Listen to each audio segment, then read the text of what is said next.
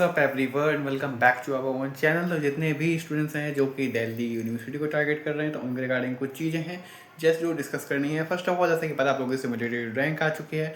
अब simulated rank आने के बाद काफ़ी ज़्यादा डाउट मेरे पास यही आ रहे हैं, क्या जो ये सिमुलेटेड रैंक है क्या वो डिसाइड करेगा क्या हमारा एडमिशन होगा कि नहीं, एंड देन क्या मार्क्स डिपेंड करेंगे, कौन सा कैंपस मिलेगा, सब कुछ डिस्कस करूँगा। इसलिए वीडियो में तक बने रहेगा। चैनल को सब्सक्राइब कर लीजिएगा। ऐसी लेटेस्ट ऑथेंटिक इन्फॉर्मेटिव अपडेट्स इसी चैनल पर प्रोवाइड करी जाती है।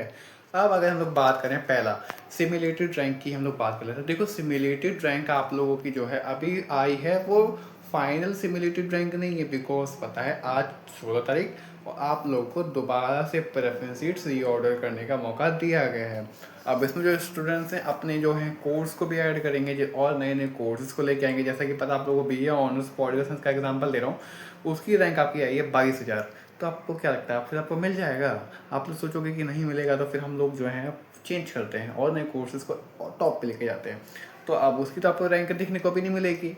अब दोबारा से आपकी सिमुलेटेड रैंक आएगी। आप देखो, सिमुलेटेड रैंक आएगी दोबारा, बट भाई अब वो सिमुलेटेड रैंक आने का कोई फ़ायदा नहीं होगा, क्योंकि अब डायरेक्टली आप लोगों का जो है वो आप लोगों का सीट एलोकेशन होगा, जो कि आपका 19 तारीख को होने वाला है।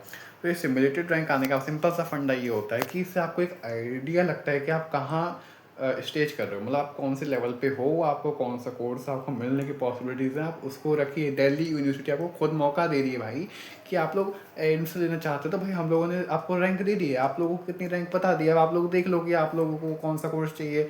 अब अगर सीट्स हैं, अगर पॉलिटिकल साइंस का एग्जाम्पल लूँ तो उसके अंदर सीट्स हैं, अगर 15,000 सीट्स हैं और आपकी रैंक आती 20,000, तो कहाँ से एडमिशन मिलेगा?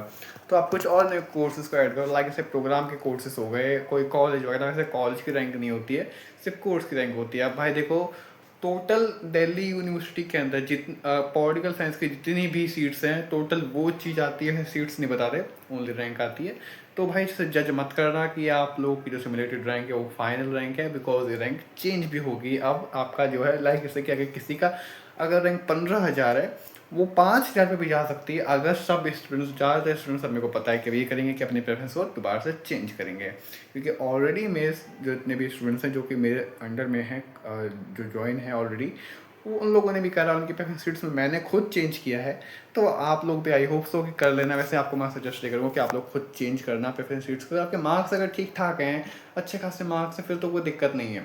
अगर 600-500 पे लाइक कर रहे हो तो प्रेफरेंस सीट्स आपको चेंज करनी पड़ सकती है, क्योंकि आई नो कि जब मार्क्स थोड़े से कम है तो रैंक ज़्यादा आएगी, रैंक ज़्यादा आएगी तो एडमिशन की पॉसिबिलिटीज़ कम हो जाएगी। तो इसलिए मैं बोलता हूँ कि प्रेफरेंस सीट्स आप लोगों को चेंज करनी दोबारा से।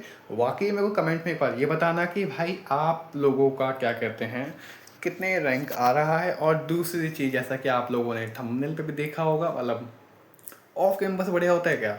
देखो ऐसा है, नॉर्थ के पीछे मत भागो। मैं बार बार ये चीज़ बोलता हूँ कि नॉर्थ के पीछे भागने के चक्कर में पूरा ड्यू ही आप लोग ड्यू से ही बाहर हो जाओगे। देखो अधिकतर लोग क्या करते हैं, ड्यू में नॉर्थ कैंपस के पीछे भागते हैं। हंसा में तो हंसा चाहिए, नॉर्थ कैंपस का आपको हिंदू कॉलेज चाहिए। भाई बात बताओ, केवल नॉर्थ कैंपस के कॉलेज बढ़िया होते हैं क्या? ऐसा नहीं है। आप लोगों को पहले कोई ड्यू का कॉलेज मिल जाए, फर्स्ट ईयर में जा करके आप लोग एक ड्यू के कॉलेज में पहुंच जाओ। उसके बाद आपके CGPF के मार्क्स अगर अच्छे आ गए तो आप माइग्रेशन लेकर के आप डायरेक्टली हिंदू हंसराज कॉलेज में जा सकते हो। ये पॉसिबिलिटीज़ भी ज़्यादा होती हैं, क्योंकि देखो मैं जिस कॉलेज में था, मैं साउथ कैंपस के में था, तो आपको बता दूं वहाँ से मेरा एक क्लासमेट था, उसने अपने अच्छे मार्क्स लेके आया और वो नॉर्थ कैंपस में पहुँच गया था। तो भाई देखो सेकेंड ईयर में आप लोग माइग्रेशन ले सकते हो, ऐसी सुविधा दे रखी है DU ने।